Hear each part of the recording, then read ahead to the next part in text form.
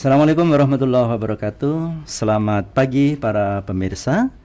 Hari ini kita bertemu lagi di pojok podcast SMA Negeri 1 Bulu bersama saya Parmono, dan pada kesempatan pagi ini telah bersama-sama dengan kita sekaligus nanti sebagai narasumber kita. Siapakah beliau? Betul sekali, ya, Bapak Dr. Andes Agus Trianto MSI. Beliau adalah Kepala Cabang Pendidikan Wilayah 7 Provinsi Jawa Tengah. Selamat pagi Pak Agus. Pagi Pak Pram. Ya, terima kasih sekali. Dan setiap kita ketemu mesti Pak Agus ini selalu segar bugar. Sebelum ke bincang-bincang ke yang lain Pak, ini resepnya sebenarnya apa sih? Kok selalu segar bugar? Iya. Kebahagiaan dari hati. Oh, iya, luar biasa. Lewat wajah kita. Wah, luar biasa. Karena dari bahagia itu membuat semuanya enjoy. Kita bisa melakukan kegiatan apapun tanpa ada paksaan. Oke. Wih, luar biasa. Mungkin para pemirsa tepuk tangan ini Pak. Iya.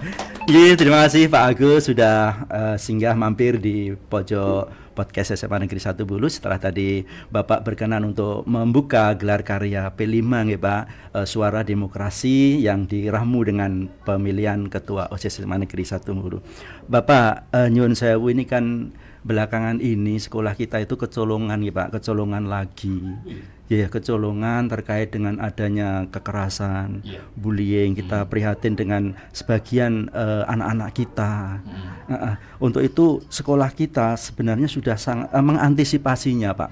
Jadi kita sudah ada gerakan ramah anak, gerakan sayang anak, ada 3S, bahkan ada 5S Pak, dan seterusnya itu. Dalam upaya apa? Agar kita bisa merengkuh anak-anak kita itu supaya tidak terjadi hal seperti itu. Dan alhamdulillah sekolah kita, alhamdulillah SMA Bulu ini aman Pak.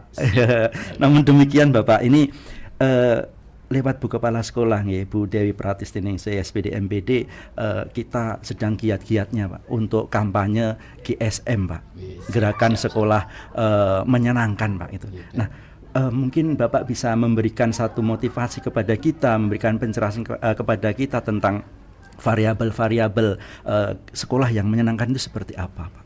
Oke, Pak Pram. Bapak.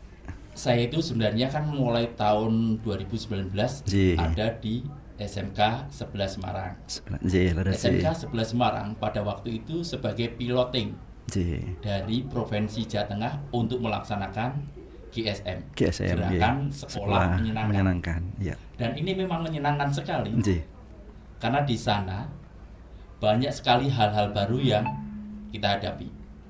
Terutama adalah bagaimana kita merubah mindset. Bagaimana kita untuk bisa merubah cara pembelajaran di dalam kelas, mendesain kelasnya, mendesain untuk yang lingkungan sekolahnya, dan itu semuanya butuh kerjasama, butuh kolaborasi dari Bapak Ibu guru semuanya, termasuk anak-anak dan juga orang tua. Karena di situ untuk GSM, gerakan sekolah menyenangkan, ada 3 slogan, yaitu berubah, berbagi, berkolaborasi. Berubah, bagaimana untuk merubah mindset kita semuanya. Kalau kita meminta orang tua atau siswa atau guru untuk merubah apa yang ada, berarti dimulai dari diri sendiri. Kalau saya sebagai kepala sekolah, berarti harus kepala sekolah sebagai contohnya dulu. Dan ini semuanya ternyata apa? Pembelajaran yang kita terima dari dulu, yaitu tentang Ki Hajar Dewantara, itu luar biasa sekali. Ing ngarsa Sunglodo, ing madya manungkarsa, tuturi handayani. Dan ini diterapkan benar-benar di gerakan sekolah menyenangkan. Bagaimana kita untuk di depan menjadi contoh bagi semuanya, bagaimana kita di tengah untuk memberikan motivasi pada semuanya, bagaimana kita di belakang untuk selalu memberi dorongan, semangat pada mereka semuanya. Sehingga ini semuanya kalau sudah terangkum, saya percaya sekolah tersebut akan menjadi sekolah yang menyenangkan. Luar biasa. Dan poin-poinnya salah satunya adalah bagaimana membuat ekosistem sekolah yang baik dan menyenangkan. Salah satunya adalah bagaimana Bapak Ibu guru membuat suatu suasana komunitas belajar yang membuat anak-anak itu rindu. Tidak hanya rindu kepada gurunya, tapi juga rindu pada materi pelajarannya. Harus bagaimana? Bapak Ibu guru harus pandai untuk melihat potensi para siswa. Jangan hanya sekedar ngajar, tapi juga didalami satu persatu. Dan ini memang sulit, tetapi kalau dilakukan ternyata itu indah sekali. Sekolah tidak ada yang namanya anti melakukan kegiatan-kegiatan yang tidak menyenangkan, baik itu kekerasan, bullying, atau perundungan, dan juga mereka tidak akan melakukan intoleransi. Dan ini ternyata berawal dari Bapak Ibu guru dulu memberi contoh. Kalau kita kepingin supaya sekolah ramah, berarti Bapak Ibu gurunya juga harus ramah. Karena mau tidak mau guru ada sebagai figur. Iya, betul. Termasuk yang tenaga kependidikan, betul, karyawan. Iya. Nah, kalau semuanya sudah, saya percaya enak sekali. Pembelajarannya juga berbeda. Pembelajarannya kita hampir sama dengan yang namanya kurikulum merdeka. Berpusat pada siswa. Karena pada akhirnya siswa itu mempunyai kecepatan belajar yang berbeda. Mereka untuk menguasai materi juga berbeda. Satu dengan yang lainnya juga punya permasalahan yang berbeda. Dan itu harus dipelajari. Bagaimana mereka untuk bisa menyatukan. Dan salah satunya contoh di gerakan sekolah menyenangkan adanya sharing morning. Nah, pada saat sharing morning ini ada siswa yang pada hari itu melakukan kegiatan yang baik itu di rumah, di jalan, ataupun di sekolah, dan itu bisa diungkapkan pada sharing morning, sehingga anak-anak bisa berempati, berlatih bagaimana menghargai, bagaimana untuk menyampaikan pendapat, bagaimana untuk bisa menyampaikan idenya, dan lain sebagainya. Dan itu luar biasa, meskipun butuh waktu. Pelajaran pertama 5 menit, 10 menit dipakai untuk sharing morning. Berbagi baik, praktek baik di rumah, di sekolah, maupun di jalan. Itu setiap hari ya Pak, untuk sharing morningnya gitu. Harus itu ya. Karena kalau sudah menjadi suatu kebiasaan setiap hari, menjadi budaya. Dan nanti otomatis budaya itu budaya yang baik dan menyenangkan bagi anak-anak. Dia tidak merasa yang namanya dibully oleh orang lain. Meskipun apapun yang mereka lakukan, ternyata dampak positif dari yang terbaik yang mereka lakukan akan berimbas kepada yang lainnya. Ya. Oke. Dalam sharing morning tadi menarik sekali Pak Nggih. Mungkin belum banyak sekolah yang menerapkan untuk sharing morning tersebut. Ya paling mungkin ada 1/4 jam tapi untuk literasi ya Pak. Betul. Tapi itu mungkin satu minggu hanya sekali mungkin gitu, tidak setiap hari. Nah, untuk yang sharing morning tadi Pak, kira-kira Nyun Sewu, adakah di situ motivasi yang nanti bisa diberikan kepada anak kita sehingga nanti sekolah kita yang itu kita inginkan seperti ini, lewat sharing morning itu juga anak-anak akan mungkin merasa memiliki sekolah kita, kemudian dengan Bapak Ibu guru dan stakeholder yang ada di pendidikan atau di sekolah kita. Justru kalau sharing morning ini otomatis karena anak yang melakukan sebagai pelaku itu akan mudah sekali. Tetapi kalau guru memberi motivasi terus tanpa ada action dari anak-anak, percuma. Karena motivasi yang terbaik adalah motivasi dari dalam. Maka di saat sharing morning itu, anak-anak yang punya praktek terbaik pada hari itu diungkapkan, meskipun hanya tadi sekedar biasanya setiap hari nggak pernah mencuci piring. Itu harus pilih. Tapi di situ diceritakan. Ternyata menambah bahagia dari anak tersebut setelah melakukan dia membantu orang tuanya mencuci piring. Karena dia nggak pernah mengalami itu.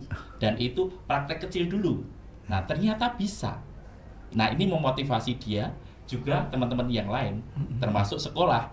Ternyata bisa dilakukan meskipun cowok. Ya betul. Nah, kalau sudah seperti itu, hal kecil aja bisa berarti nanti meningkat. Besoknya lagi sharing morningnya beda lagi. Menemukan uang. Karena itu bukan miliknya, diberikan ke BP. Dan BP nanti akan mengumumkan ke kelas.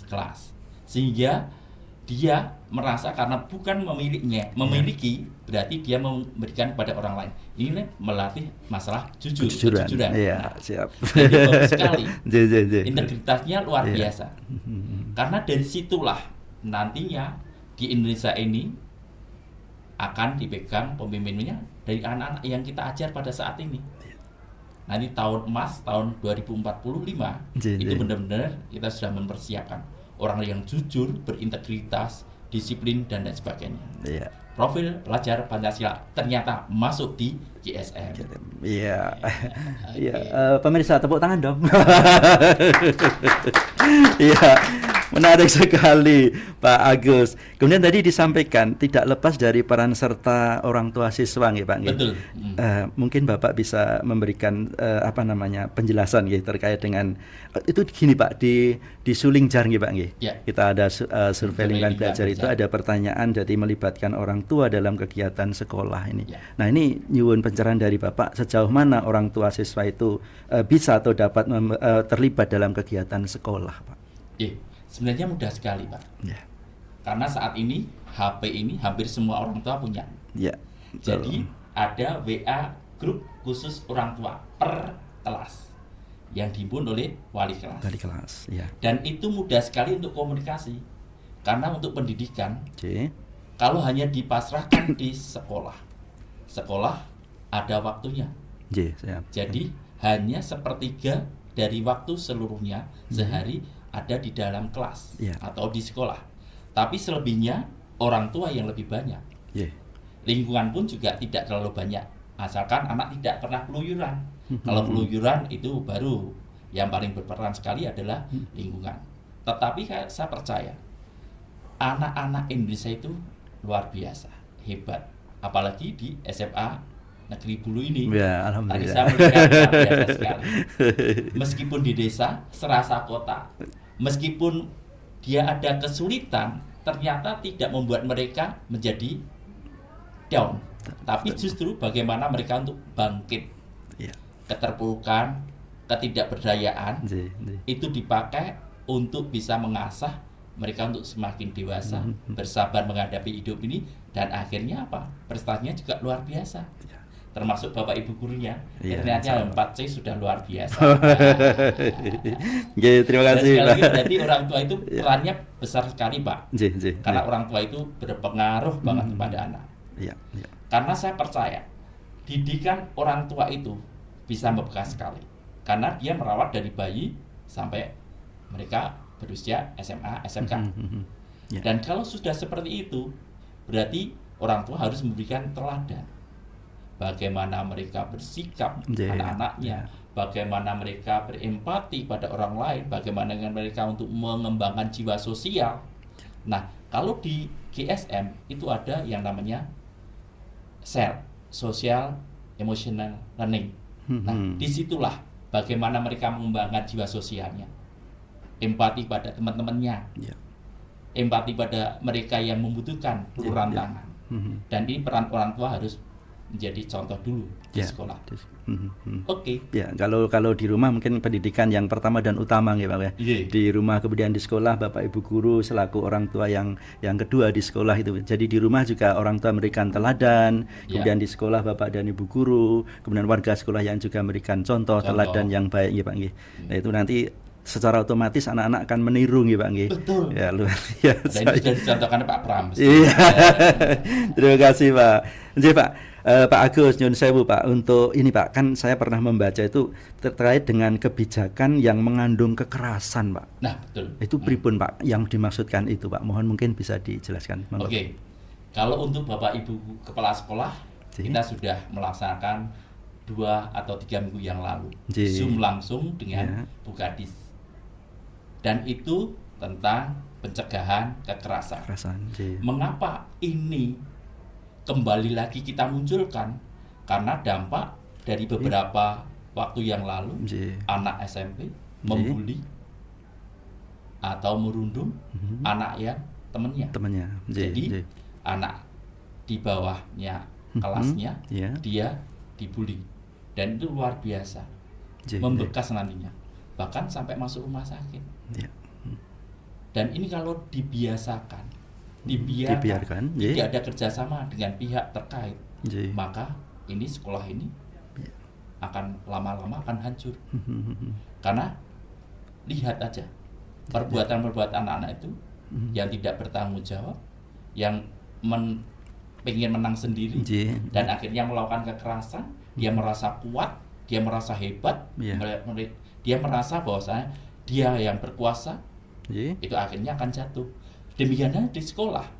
Kalau di sekolah itu sama saja, Bapak Ibu guru merasa hebat, merasa kuat, tidak mau diberi masukan, tidak mau mendengarkan anak-anak masukannya, ya percuma. Pada dasarnya kita itu manusia yang kurang sempurna, dan kita dinilai oleh orang lain, tidak hanya diri kita sendiri, tapi yang paling utama adalah sebagai ibadah kita lakukan dengan baik. Tugas mulia sebagai Bapak Ibu guru. Maka kalau ada masukan, kritik yang membangun, itu silakan untuk diperbaiki. Karena mau tidak mau, kembali lagi baik itu kepala sekolah, baik itu waka, baik itu guru, pasti ada kekurangan. Kalau itu sudah biasa, luar biasa nanti. Artinya kebijakan-kebijakan perlu dikomunikasikan dengan warga sekolah. Supaya apa? Supaya anti bullying, anti kekerasan, anti intoleransi itu benar-benar nyata di sekolah. Betul. Karena sekarang luar biasa sekali. Pak. Anak-anak karakternya sudah mulai tidak seperti yang dulu. Kalau dulu Bapak Ibu guru diem, anak-anak sudah takut. Sekarang Bapak Ibu guru ngomong aja, anak-anak ngomong sudah dijawab luar biasa sekali. Karena kritisnya, tapi kritis yang tidak baik. Kalau kritis yang baik bagus, latihan berbicara, latihan berpikir dan lain sebagainya. Tapi kalau kritis yang negatif tadi, yang tidak baik, yang ini yang harus kita hindari semuanya. Apalagi saat ini mendekati pemilu. Minta tolong kepada sekolah-sekolah, Bapak Ibu guru, kepala sekolah, jangan sampai nanti kita ikut-ikutan. Ada guru yang ikut, berarti harus langsung. Karena ASN tidak ada yang namanya ikut kampanye. Kita ASN ada netral, tidak ikut kampanye, tidak ikut apalagi konvoi ya Pak ya. Dan ini kalau Bapak Ibu guru sudah contoh, saya percaya anak-anak tidak akan nanti keluar dari jalurnya. Ini sesuai juga dengan DSM-nya, Gerakan Sekolah Menyenangkan, yang membuat sekolah itu suasana menjadi aman, nyaman dan damai. Pak. Ekosistem sekolah harus dibangun yang baik. Betul. Jadi untuk lingkungan sekolah ya Pak. Lingkungan sekolah harus kita ciptakan supaya aman, nyaman. Akhirnya kan nanti anak-anak juga senang di sekolah nih. Aman itu bukan berarti mempunyai sapam 10, 20 ya. Iya betul. Perasaan nyaman, aman gitu ya. Juga harus masing-masing dijaga. Merasa bertanggung jawab, merasa memiliki, berkolaborasi. Itulah yang dicanangkan di Gerakan Sekolah Menyenangkan. Berbagi, bergerak, dan juga untuk bisa berkolaborasi. Berubah, jangan lupa. Siap. Menarik sekali para pemirsa bincang-bincang dengan Pak Kacapdin, Pak Agus ini. Namun saya tahu bahwa agenda Bapak ini mesti setiap hari itu dari pagi nanti sampai malam, dan termasuk hari ini alhamdulillah tapi Bapak bisa menyempatkan ke sekolah kami. Yang terakhir Pak, karena ini sekolah sedang giat-giatnya menggerakkan sekolah yang menyenangkan gitu Pak, supaya siswa senang, guru senang, karyawan senang, pokoknya stakeholder yang ada di sekolah kita Semanbul ini semuanya senang. Tolong kami diberi motivasi Pak. Motivasinya mudah, tidak bayar. Cukup panjangan senyum. Senyum itu murah. Senyum itu membuat orang lain bahagia, dan juga senyum itu akan membuat kita mudah. Sedekah juga Pak. Sedekah, ibadah. Daripada dibilang sakit gigi Pak Pram tidak pernah tersenyum, lebih baik tersenyum. Mengapa kita tidak memberikan kebahagiaan pada diri sendiri, tidak memberikan kebahagiaan pada orang lain? Kalau kita bisa, ngapain harus ditunda, menunggu nanti kalau pulang dan lain sebagainya? Jangan. Tidak usah menunda-nunda waktu. Apapun yang terjadi saat ini bisa lakukan apapun yang terbaik, karena itulah hal yang harus kita rindukan di dalam hidup ini, memberikan sesuatu yang indah kepada lingkungan sekitar. Jangan lupa senyum. Pemirsa, berarti resepnya sudah ketemu sekarang. Kenapa Bapak selalu ceria, segar, bugar? Ternyata dari dalam hati ada intrinsic motivation, kemudian Siap. berusaha menyenangkan orang lain. Betul. Kuncinya ternyata itu, Mbak. Kita ikuti, mudah-mudahan nanti kita juga bisa seperti Pak Agus ini. Iya. Sehingga anak-anak nanti juga ketemu kita senyum, sapa, kemudian salam dan sebagainya itu. Para pemirsa, menarik sekali perbincangan kita dengan Pak Agus, Pak Kacabdin wilayah 7 Provinsi Jawa Tengah, pendidikan wilayah Provinsi Jawa Tengah. Dan namun demikian seperti tadi saya sampaikan bahwa agenda Pak Agus tentunya luar biasa banyaknya. Sekali lagi Pak Agus dari sekolah kami, dari Semanbul mengucapkan banyak terima kasih atas kerawan panjenengan sudah menyempatkan tadi bersama anak-anak, bercengkerama dengan anak-anak, kemudian sudah tadi mirsani TPS 1, TPS 2 dan seterusnya tadi, dan juga singgah di pojok podcast Semanbul atau SMA Negeri 1 Bulu. Kita doakan mudah-mudahan Pak Agus selalu dalam lindungan Tuhan Yang Maha Esa dalam melaksanakan tugas, diberikan keselamatan dan kesehatan selalu. Amin. Senyum Amin. kuncinya, iya, semangat kuncinya, dan Iya. yang dari dalam hati untuk kita semua. Mungkin Yang begitu. tulus. Oh, yang Nah, tulus. ya. Masih tambah satu, Pak, ya. Iya. Yang tulus. Ya. Ya, sekali lagi terima kasih. Dan pemirsa, demikian bincang-bincang kita dengan Pak Agus. Ya, beliau adalah Kepala Cabang Dinas Pendidikan wilayah 7 Provinsi Jawa Tengah, dan kita akan bertemu lagi di lain kesempatan tentu dengan topik yang lebih menarik. Sekian, dan Bapak Salam salam progres, Bapak. progres. Iya, terima kasih. Salam GSM. Salam GSM. Berubah, Berbagi berkolaborasi. dan berkolaborasi. Sekian, terima kasih. Assalamualaikum warahmatullahi wabarakatuh.